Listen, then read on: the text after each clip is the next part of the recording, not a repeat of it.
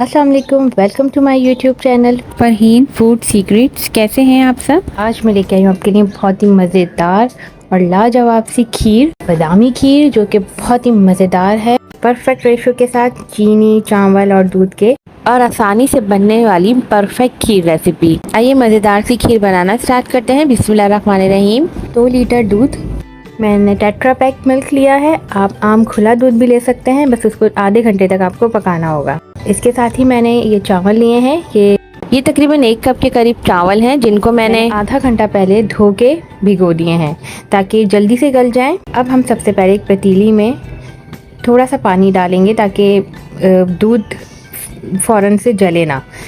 थोड़ा सा पानी शामिल करेंगे। अब हम इसके अंदर दूध शामिल कर देंगे। इसके साथ ही हम इसके अंदर तकरीबन 2 इलायचियों को कूट कर शामिल कर देंगे, तो साथ साथ इसमें अच्छी सी खुशबू आ जाएगी। ये 2 इलायची मैंने कूट के इसमें शामिल कर दी हैं। अब हम इसको हल्का सा बॉईल आने देंगे। इसको मिक्स करेंगे इलायचियों को, और हम अब इसमें बॉईल आने का वेट करेंगे। जैसे ही इसमें बॉईल आ जाएगा, ये देखें, जैसे ही मिल्क में बॉईल आ जाएगा, हम इसमें चावल को चूरा करके शामिल कर देंगे। इसको हाथ की मदद से, आप चावल हैं ये, इनको हाथ की मदद से थोड़ा सा चूरा कर लें, और ये तमाम चावल हम इस मिल्क में शामिल कर देंगे और फ़ौरन ही इसको अच्छे से चलाएंगे। फ़ौरन इसको चलाना है ताकि चावल में गुठलियाँ ना बने, वो आपस में जुड़े नहीं और ना ही पतीली में नीचे लगे। तो इसको फ़ौरन अच्छे से चलाना है, मुसलसल चलाना है जब तक कि दोबारा बॉयल ना आ जाए। और आंच जो है हमें वो मीडियम टू हाई रखनी है ताकि दोबारा से बॉयल आ जाए। इसको मुसलसल चलाते रहेंगे। ये देखें, मिल्क दोबारा से पकना शुरू हो गया है अच्छे तरीके से। अब इसको हम मुसलसल चमचा चलाएंगे, हल्के हल्के से चमचा चलाते रहेंगे ताकि चावल नीचे ना लगें। अब ये पकना स्टार्ट हो गए और हम इसकी आंच बिल्कुल स्लो कर देंगे, और स्लो आंच पे हमें इसको तकरीबन 20 से 25 मिनट तक पकाना है ताकि चावल गल जाएं। और इसमें मुसलसल चमचा चलाएंगे। इसको तकरीबन 5 मिनट तक खुला रख के पकाएंगे और चमचा चलाते रहेंगे ताकि चावल जो पकना स्टार्ट हुए हैं वो आपस में जुड़े नहीं। पतीली के साइड से भी हम जो लेयर बन रही है मिल्क की, वो हटाते रहेंगे ताकि वो जले नहीं। और अब हम इसको कवर करके तकरीबन 25 मिनट तक बिल्कुल स्लो आंच पे पकाएंगे ताकि चावल बिल्कुल गल जाएं। बीच में हम बार बार चमचा भी इसमें चलाते रहेंगे ताकि चावल ना लगें। ये देखें कि मैं मुसलसल इसमें चमचा चला रही हूँ ताकि चावल जो है वो लगे नहीं। ये आहिस्ता आहिस्ता पकना स्टार्ट हो गए। स्लो आंच पे बिल्कुल नरम हो जाएंगे और घुट जाएंगे। देखें 20 मिनट हो गए। 20 मिनट के बाद मैंने कवर हटाया है, तो आप ये देखें कि अब चावल बिल्कुल से गल गए हैं, ये बिल्कुल सॉफ्ट हो गए हैं। इसको 5 मिनट और दम पे रखेंगे, मुसलसल चलाते भी रहेंगे ताकि चावल नीचे ना लगें। इसी स्टेज पे चावल लगना शुरू हो जाते हैं, तो आपको इस वक्त चमचा मुसलसल चलाते रहना है वक्फे वक्फे से। अब 5 मिनट के बाद मैंने इसको कवर हटाया, तो ये देखें अब ये बिल्कुल से रेडी है।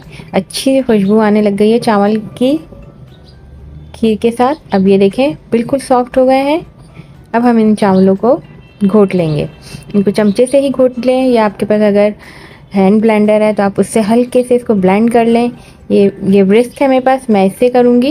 ये देखें, इसको पतीली को थोड़ा सा मैंने तिरछा करा है, और इससे इस तरह जैसे हम दही फेंटते हैं इस तरह से हम इसको फेंटेंगे, तो ये चावल बिल्कुल जो है मिक्स हो जाएंगे मिल्क के अंदर और घुट जाएंगे। इसको अच्छे से करना है, तकरीबन 5-6 मिनट तक इसको करना है, इसको फेंटना है। ये देखें, ये अभी भी इसमें थोड़ा से है चावल। मैं इसमें दोबारा इसको व्रिक्स करूँगी 5-6 मिनट तक। इसको अच्छे से घोटूँगी, थोड़े से चमचे से भी मैं घोट रही हूँ। आपके पास जो चीज़ अवेलेबल हो आप उसके साथ इसको मैश करें। चावलों को अच्छी तरह से घोट लें। ये देखें, ये अच्छे खासे घुट गए हैं चावल। अब हम इसमें थोड़ी देर और व्रिक्स करेंगे ताकि बिल्कुल से स्मूथ सी जो है ना खीर तैयार हो जाए, चावल मोटे मोटे ना दिखें। ये देखें, ये बिल्कुल अच्छे से हो गया है। मैंने चमचे से घोटना स्टार्ट किया है ताकि ये बिल्कुल घुट जाए। इसको दबा के इस तरह से ये बिल्कुल अच्छे से घुट गई है। अब देखिए, बिल्कुल अच्छे से घुट गई है। हम इसमें अभी मुसलसल चमचा चलाएंगे अब हम इसकी आंच थोड़ी तेज़ कर देंगे, मीडियम फ्लेम कर देंगे स्लो आंच से, ताकि इसमें बॉईल आना शुरू हो जाए एक दफ़ा फिर। ये देखें, और मुसलसल चमचा चलाते रहें, क्योंकि इस स्टेज पे चावल जो है खीर लगने का डर होता है चावलों का, तो आप बिल्कुल इसको छोड़ना नहीं है और मुसलसल चमचा चलाना है, इसको पकाना है। अब ये देखें, इसमें बॉईल आना शुरू हो गया है, बबल्स बन रहे हैं। अब हम इसमें तकरीबन 1 कप के बराबर शुगर ऐड कर देंगे। चीनी आप अपने हिसाब से डालें जितना आपको मीठा पसंद है। खीर में चीनी ना ज़्यादा अच्छी लगती है ना कम, तो बिल्कुल परफेक्ट आप 1 कप शुगर ऐड करें और इसको अच्छे से मिक्स करें, और 1 टीस्पून के बराबर इलायची पाउडर डालें, अच्छे से मिक्स करें। अब अच्छे से इसमें खुशबू आना शुरू हो गई है इलायची की। मुसलसल मिक्स करते रहिए इसको अच्छी तरीके से, और अब आंच दोबारा से स्लो कर देंगे। जब बॉयल आ जाएगा हम इसमें तकरीबन 1 टेबलस्पून के बराबर केवड़ा वाटर जो है वो शामिल कर देंगे और अच्छी तरह से मिक्स करेंगे। इसकी अच्छी सी खुशबू आ जाती है खीर के अंदर केवड़ा एसेंस की, तो इसको ज़रूर डालिएगा। आप रोज़ वाटर भी डाल सकते हैं, मैंने केवड़ा वाटर डाला है। अब साथ ही मैं इसमें तकरीबन पिंच जो है ना 1 चुटकी ज़र्दा कलर डालूंगी, इससे खीर का कलर बहुत ज़बरदस्त आ जाता है, येलो येलो सा। तो आप अगर डालना चाहें तो डाल सकते हैं, ये ऑप्शनल है, मैं ज़रूर डालती हूँ। अब हम ये देखें कितना अच्छा सा कलर आ गया है। अब हम इसमें ये बादाम है, तकरीबन 7-8 बादाम है, इनको भिगो के छिलका उतार लें और इनका पेस्ट बना लें। दूध के साथ 1 टेबलस्पून दूध के साथ ब्लेंडर में ब्लेंड करके पेस्ट बना लें, ये भी शामिल कर दें, इससे बहुत ही मज़ेदार सा टेस्ट आ जाता है। अब बिल्कुल एंड में हम खोया शामिल करेंगे, तकरीबन 1 पाव के जितना हम खोया शामिल करेंगे और इसको अच्छे से मिक्स करेंगे। आंच स्लो ही रखेंगे और अच्छे से मिक्स करेंगे। खीर में खोए को बिल्कुल अच्छे से मिक्स करना है कि बिल्कुल मिक्स हो जाए खोया खीर के साथ। अब हम एक दफ़ा फिर तेज़ आंच कर देंगे ताकि एक उबाल आ जाए। ये देखें, जैसे ही इसमें ये बबल्स बनना शुरू हो जाएंगे, इस वक्त भी हमें मुसलसल चमचा चलाना है जल्दी जल्दी, ताकि खीर लगे नहीं, और क्योंकि इस वक्त खीर लग सकती है तो आपको मुसलसल चमचा चलाना है। ये देखें, बबल्स बनना शुरू हो गए हैं। अगर आपको मेरी रेसिपीज़ पसंद आती हैं तो प्लीज़ लाइक और शेयर कीजिए, मेरे चैनल को सब्सक्राइब कीजिए। अब इस स्टेज पे आपको जितनी कंसिस्टेंसी रखनी है खीर की उसको उतना ही पकाएं। खीर बहुत गाढ़ी भी अच्छी नहीं लगती और पतली भी नहीं, तो बस अब ये परफेक्ट कंसिस्टेंसी है। अब इसका फ्लेम ऑफ कर देंगे। अब ये देखें, खीर बिल्कुल तैयार है। ये देखें कितना अच्छा कलर आया है और बिल्कुल परफेक्ट इसकी कंसिस्टेंसी है। अब हम इन खीर को जमाएंगे। मेरे पास ये कुछ क्ले पॉट्स हैं, इसमें खीर का टेस्ट बहुत अच्छा आता है, तो मैं इसमें सर्व करूँगी खीर को।